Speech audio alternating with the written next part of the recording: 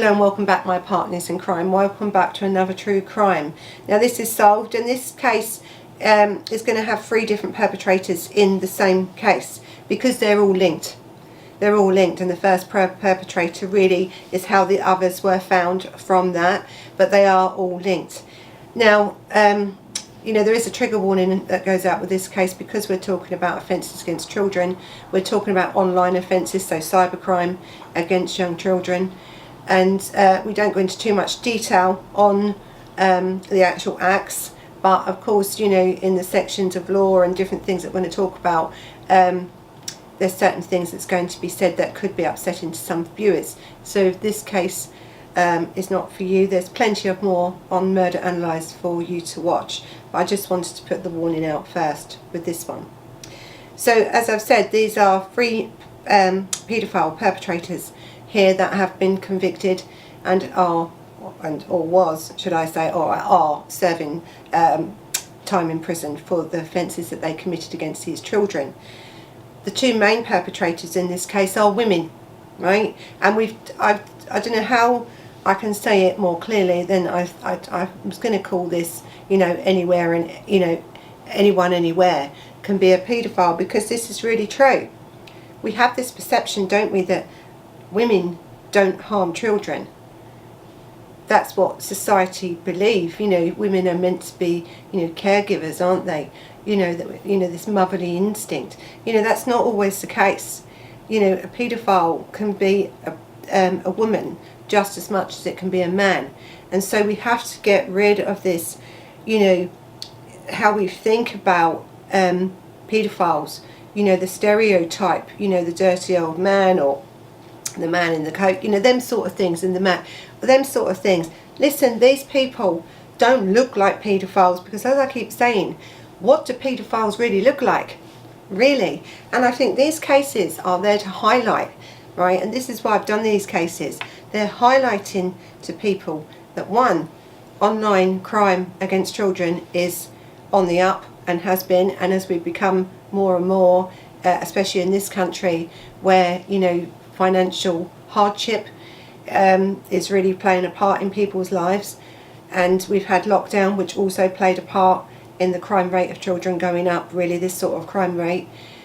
You know, because as you'll see, the only motive for these crimes was monetary, and because they are perverted individuals that chose to do this to their children and sell the content of what they was doing to their children to other paedophiles online. So it's really important that as we look at this case, you understand these are just a couple of many, many thousands, millions throughout the world that are women paedophiles, and that can cause damage and sometimes go under the radar a lot of the times because they're women. Because they're women. And this is what this case has to highlight, is that anyone, anywhere, can be a paedophile. So really what sort of broke this case, and how the other 2 have come into this case, is the main case of this Jodie Little. Now, she was a 30-year-old, originally I think from Huddersfield, and she had moved to northern Cyprus, and I love Cyprus, you know, I'm in Paphos quite a lot, I love it. But they'd moved there, she had moved there, I think with her family, and this sort of case stems from her case. Now, she is convicted, and she did get, I think, 12 years and 4 months for what she did to children, and then sold that content online to other paedophiles across the world. So this is really important, because this brings in different forms of law. This brings in different, you know, statutes and stuff that we can use now.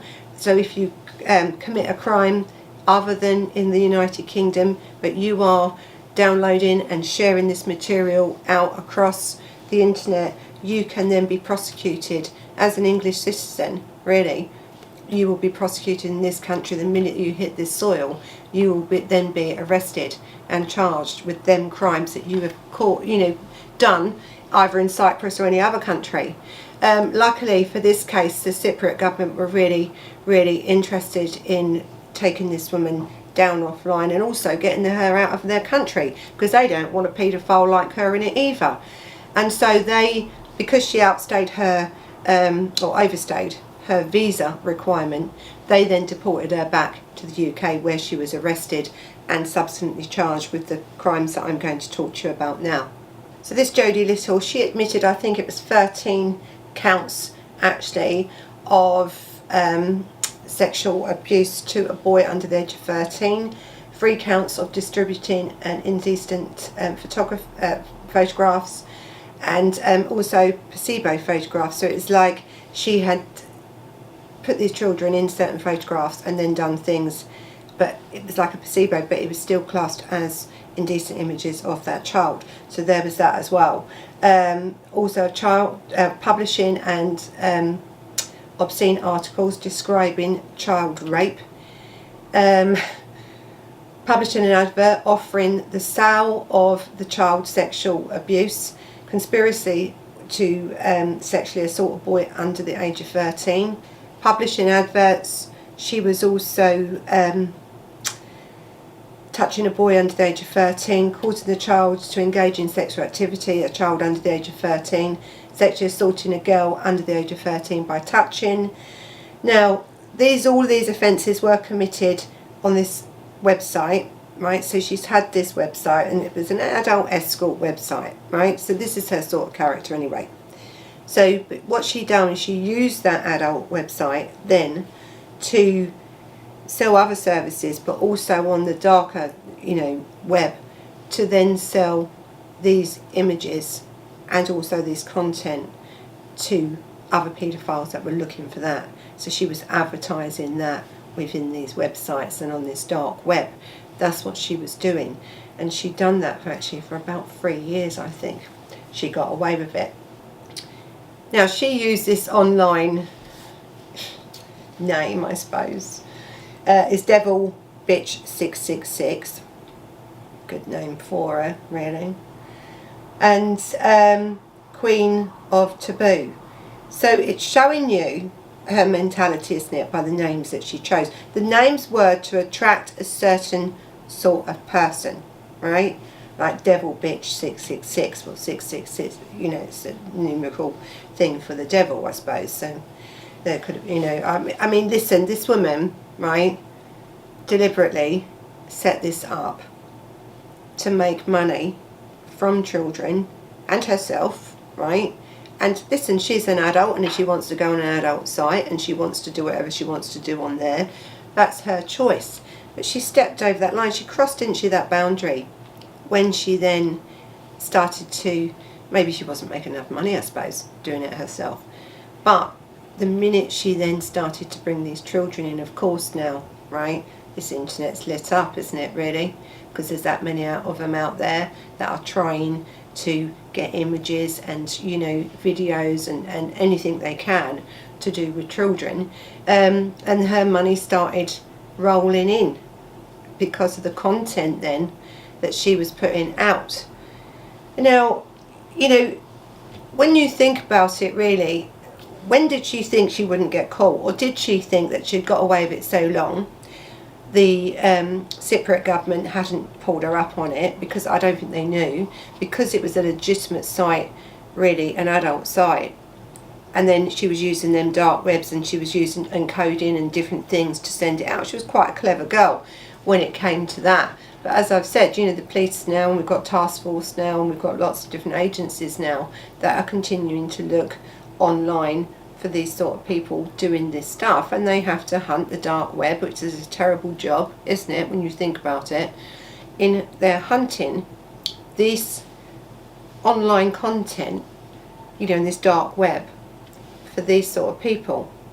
And when they come across not just one woman but 2 women in this, then they start then to build up an investigation of who now is buying this content. And that's really how this case then broke. And I think even up to today, there would be more cases coming up in relation to this one case that they broke of Jodie Little.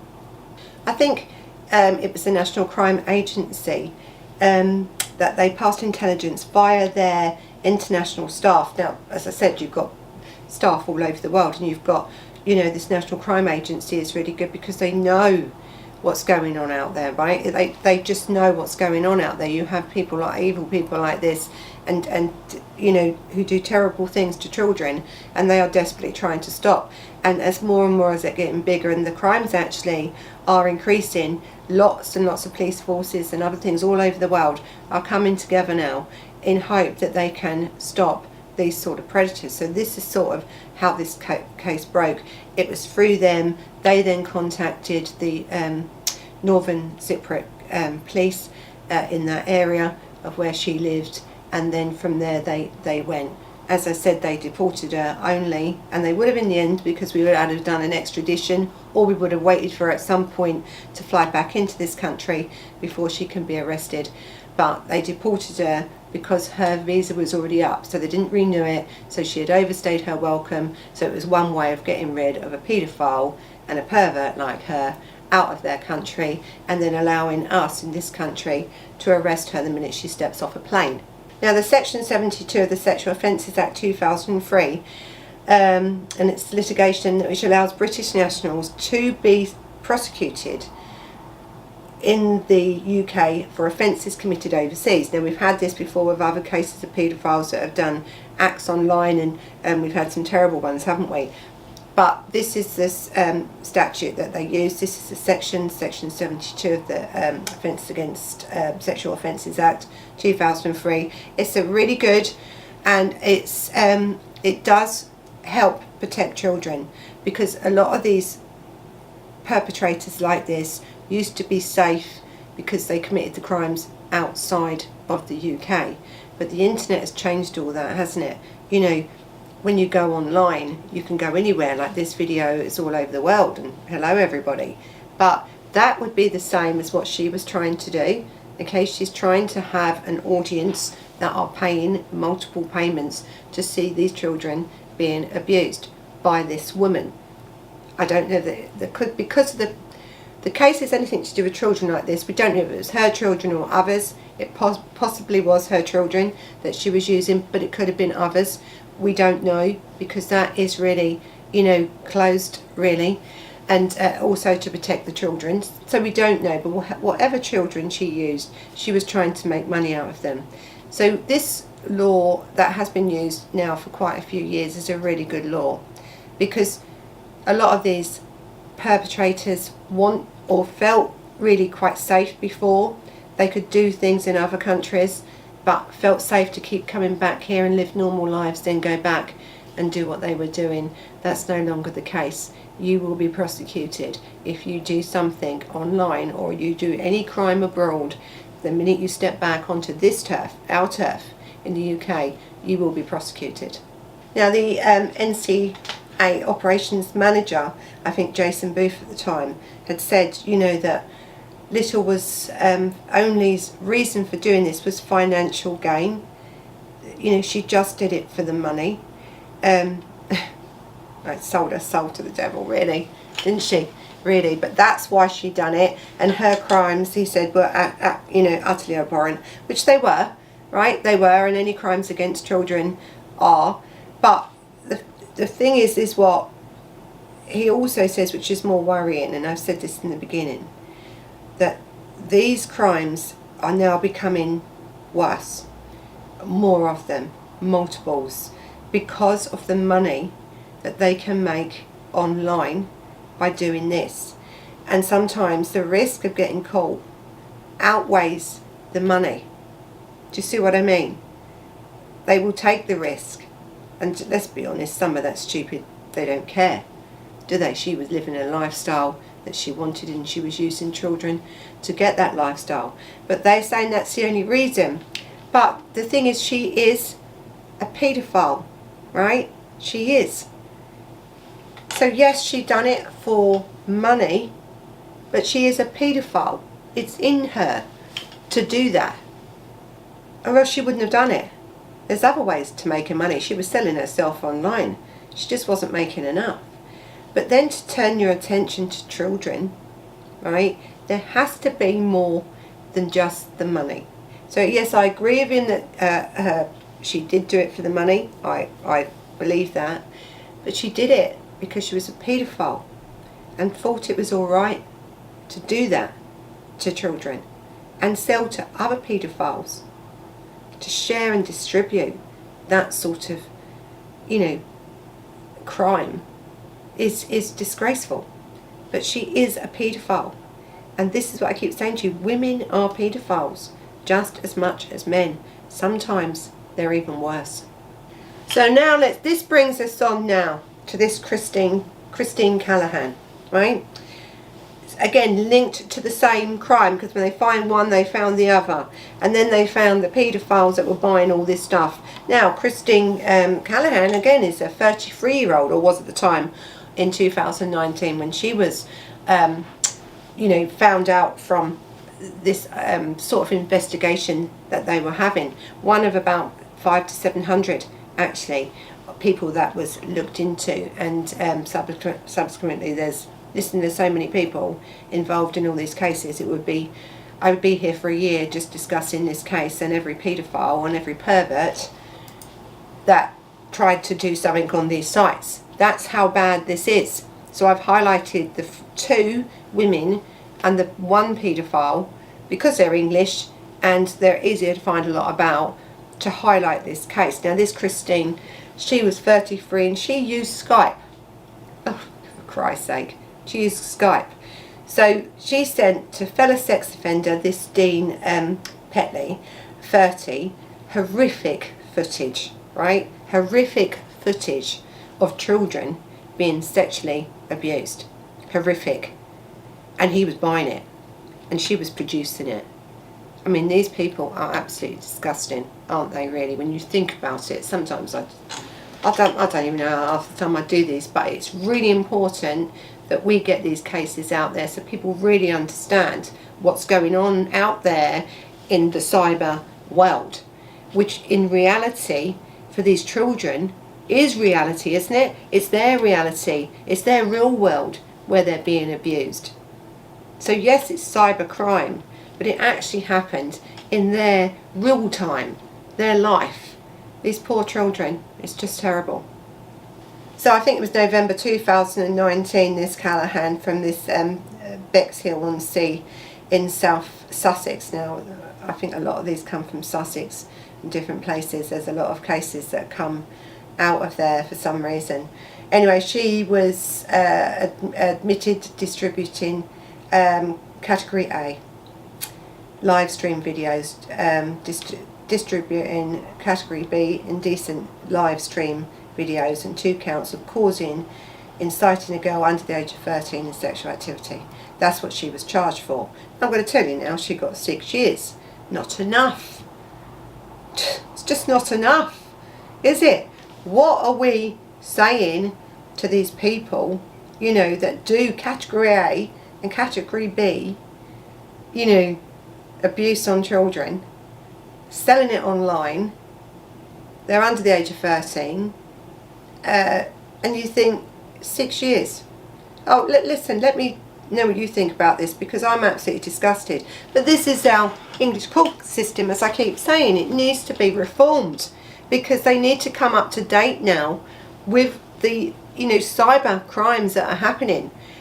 We have to have some deterrent, don't we? 6 years. Alright, she's going to be on the sex offenders register for the rest of her life. What does that mean? She's already destroyed kids' lives, and I think she was doing this for a few years, actually, a good few years. So, it's, I think about 3 years as well she was doing it for. So she affected these kids' lives for 3 years in such a terrible way. Sold images of them, videos of them being abused at that category, and we give her 6 years. It's a bloody disgrace.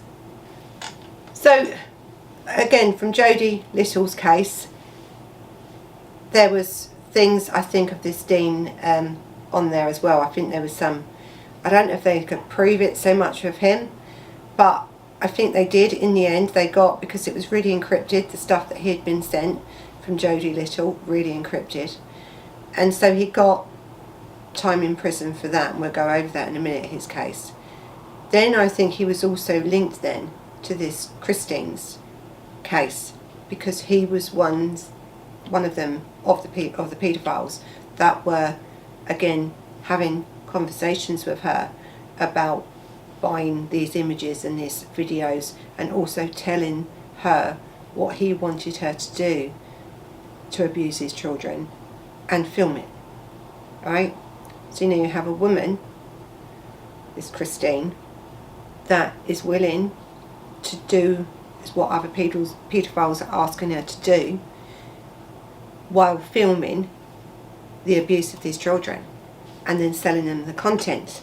And I think what sealed the deal for him was that on some of these encrypted content that was being sold, and a lot of the times on the computer when you're doing it, your face can come up in one corner, on Skype, and that was recorded, and so they had a full frontal view of this man, also of this man describing what he wanted to do to these children, or her to do for that. And so that's really the evidence. All the evidence they needed is when you can get into this encrypted stuff, you can look at the material, what's really there. The images then are perfect for you to see, one, what's going on, but also who are participants in this abuse, and that's how they got him on that as well. So he had charges from the first one and imprisonment, and then charges from the second girl and imprisonment for that as well.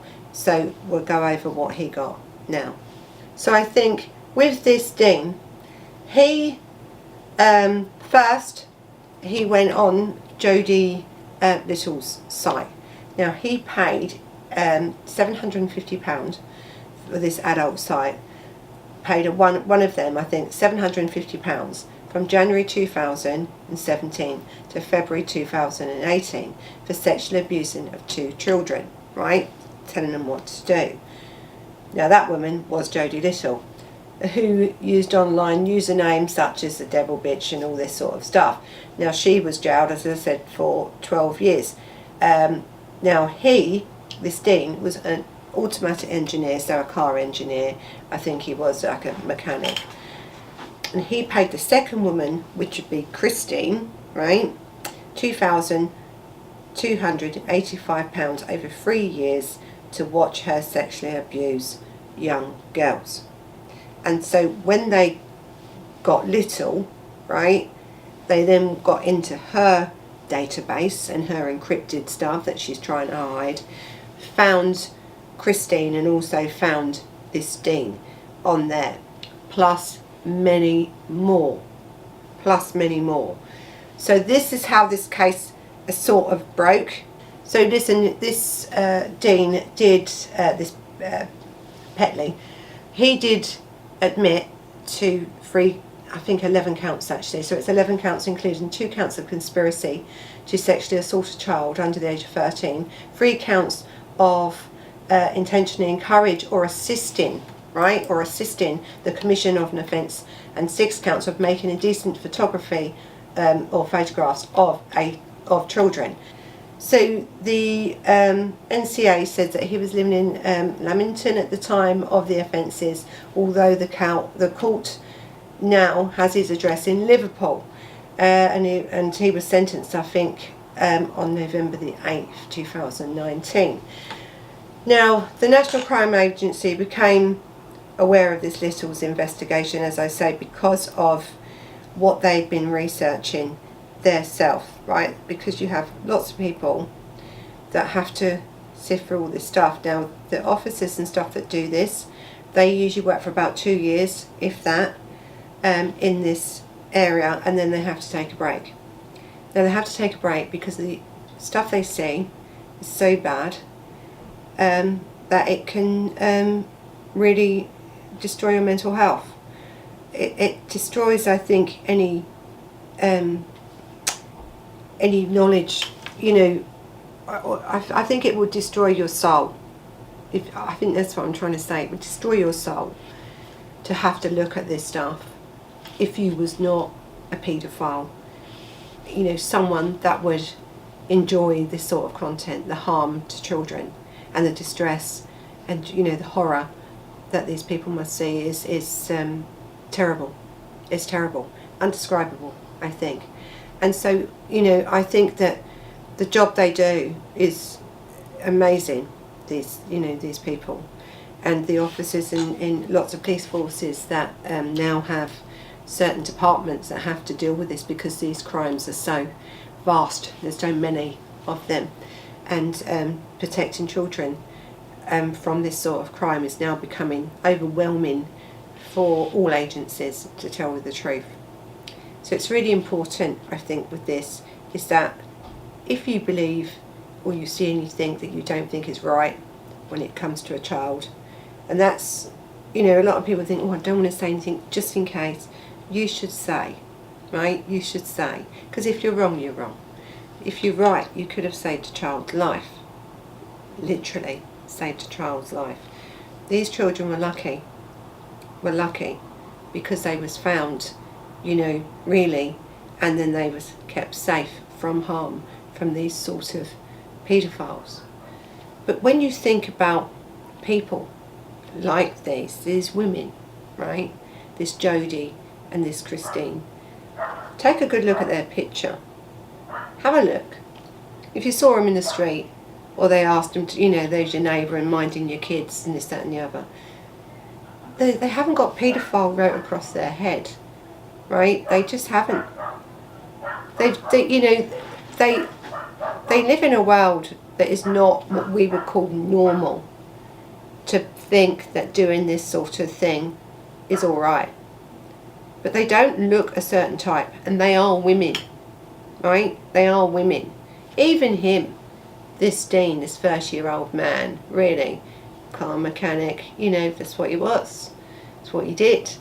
He didn't stand out, did he, as a paedophile? He just didn't.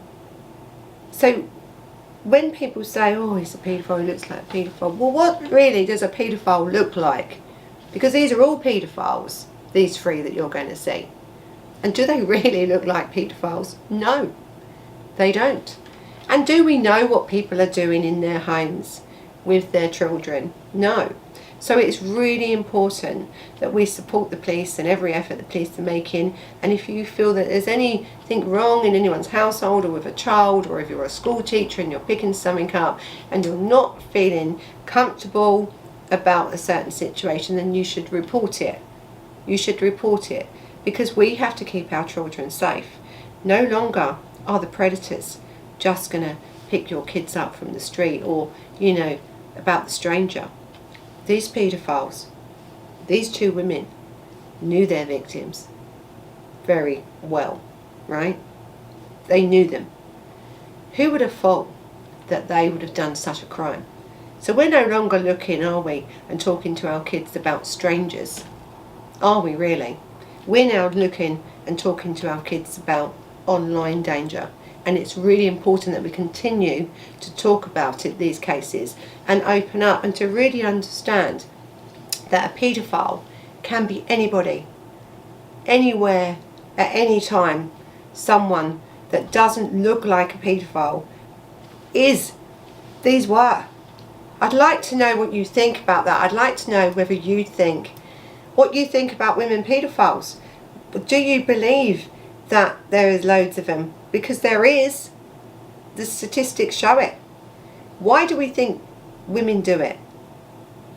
I think women do it because they're the same as men. We have the same mindset. There's no difference between us and men, really. It's a myth, I think, that women are more nurturing, more caring. This blows that out the water, doesn't it? All these cases we've been doing on women paedophiles. Listen, if you're a paedophile, you're a paedophile. That's it. It's in the mind. It's born in them. They enjoy it. They don't give a shit about these kids, whether they're their own or not. They don't care. So it was done for the money on all accounts, right? Apart from the bloke buying it. He was buying the content. He was buying the content. The two that were producing the content were women. Women paedophiles. Doing it for the money. No, they were doing it because they enjoyed it. They enjoyed harming their children, and they are paedophiles. That's what they are. So this Little had many customers, and this Dean was just one of many of her customers, and let's be honest, it's an absolute bloody terrible situation, isn't it? But that's the reality of what we're dealing with in today's world, right? Multiple clients this woman had, and as she had gone on and on and on, they would have grown and grown and grown and grown till you've got thousands of them, right? And then where would it have stopped? Do you know what I mean? What would have, what wouldn't have she have done for the joy, for the, the fame, because that's what she thought she was. People love me. They, no, they don't. These are perverts, and you're a pervert, and you're selling them something that they need, right? That's really what it comes down to. She thought that she had this adult website and was making loads of money and her life was good, but children's lives weren't good. I'll tell you that now. But in the screenshots and conversations of the second woman, which is this Christine, it was, as I said, full facial images, full content. You could see everything, hear everything. This man was banged to rights. Actually, all of them were banged to rights, really. And, so we've got one at 12 years, 4 months, one at 6 years, and just over 10 years he got. Just over 10 years for the first. But then don't forget, when he was then in prison on that sentence, then the issues with regard to the case of this Christine Callaghan had come up, and so he would have then also then been sentenced for his crimes in that. They were bad, his crimes in that. Now listen, they've said, that the spokesman said about him, that what these kids were, endured was unthinkable. But they also said about him was that he was definitely doing it for sexual gratification, right? He was telling this woman what to do with these children. He really enjoyed what he was watching and telling her to do, taking the power over these children. Did he abuse anybody else? It's unknown, and I haven't really looked into that because this case is massive on its own, because there's so many more, but because I think it's between about 500 and 700, and still going on, still looking into other people and other customers from these two women and what they had been doing. But I just wanted to do this case, and I wanted to highlight about this case because it's really important, as this crime rate is going up, that we have to think that, to protect children is everyone's responsibility. Listen, when you think that these people had such a close relation, or these two women had such a close relationship with their children, how could we have stopped it? How could it have been stopped? I don't know. I just don't know, because this is one of hundreds, thousands of these sorts of cases, and it's difficult. If they are looking the part and acting the part out into the real world, but in their home behind closed doors, until these children are old enough to actually report it, or it's sometimes too late, isn't it, for the abuse on these children to make a difference and for these people to get caught. So it's really difficult. But if it's online like this, cybercrime like this, sooner or later they are caught. Sooner or later, and let's hope it's sooner than later for many of these perpetrators that are still to this day, every second of the day there is a child being abused online. There is, and it is being distributed and put out everywhere on the dark web, and it is encoded and sold and swapped and spread out and distributed to everybody, probably every second of the day. It's really unfortunate that we don't have as many convictions as we'd like, but all I can say is when we actually get a bloody conviction, that we should be giving these people really harsh sentences. 6 years, 10 years, 12 years, it's not enough, is it? Because once a paedophile, always a paedophile. And you're going to have these do-gooders, and I'm going to have them, that's going to come on and say, oh, you can reform them. You cannot reform these sort of paedophiles. Actually, you can't reform any paedophile. So I don't even know if anyone's even thinking about it. You just bloody well can't. People have tried it and it hasn't worked, right? It's born in them. It's in them. Listen, we've got to stop these paedophiles, right? We really have, because this is a real issue here. Now, the I think it's the NSPCC spokesman, he said about these sort of crimes, is clearly becoming so vast that you have these people like this Dean Petley who really fuels this industry. You know, we need to, if we can stop the paedophiles, we can stop them from distributing or from buying them or from doing it. You know, what's it? You know, it's like, you know, demand, isn't it? There's a massive demand for this sort of stuff. I just don't know what we can do. To tell you the truth, the more of these cases I do, I think the worse it's getting, to tell you the truth.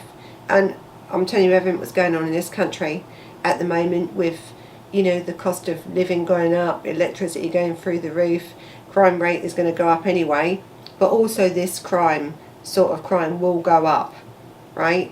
Because if people think, oh, it's all right to use your children, right, for financial gain, because they know so many paedophiles and perverts are out there that will buy that material, right? You know, it's just going to get worse, isn't it? So I don't know what to do. I don't. All I can say is, and I've said this before, our children now, these early years of their life, set these kids up for the rest of their life, right? How their personality is going to be, how they're going to get through life, are they going to be achievers, will they be able to learn? If we are abusing these children so young now, online, by people that actually know them, what chance, really, have these kids got? What chance have they got? And when would it end for these children? When's the end result for these children? If you're in a family home and you're being abused like this, when will it end for them? It won't. It's only ever going to get worse, because these people have got the mentality, the greed, you know, they've got no care for their own children or others, that they would do this to them. No care at all. It's really going to be a worry for our society, you know, in the long run. It really is. So child protection is at the forefront, really, to making our society a better place. We have to make sure that we secure these children and continue to search, continue to do this job and put awareness out there about these crimes that are so bad. Yes, they're terrible to listen to, I know. It's terrible.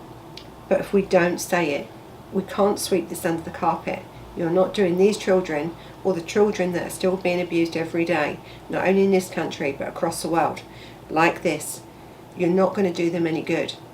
But if we put the awareness out there, if we talk about this issue, if we put pressure on businesses, on companies, on governments, on you know, online providers, to make sure that this content doesn't hit these sites, you know, for people to be easily got. Listen, you can't just go on Google, right, and type in, you know, something and bring up this stuff. These people are searching for it. The people that are making it are hiding it in the dark web. There's no excuse, right? They're searching for it. You've got to search for it and find this stuff. But it's so really the only people that can do this are governments that are going to put pressure on the providers, you know, internet providers, to make a more secure place that where this doesn't happen, right?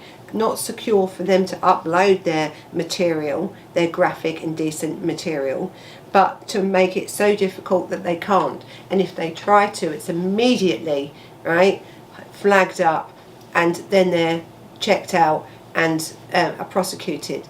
That's the only way to go. Us as single individuals in society can only put pressure on governments to put pressure on other people to stop this happening. We can't do it alone, but we can't also not talk about it. We have to talk about it. We have to know it's going on, admit it's going on, for us to make a change. So listen, thank you for watching. Until the next time. Bye bye.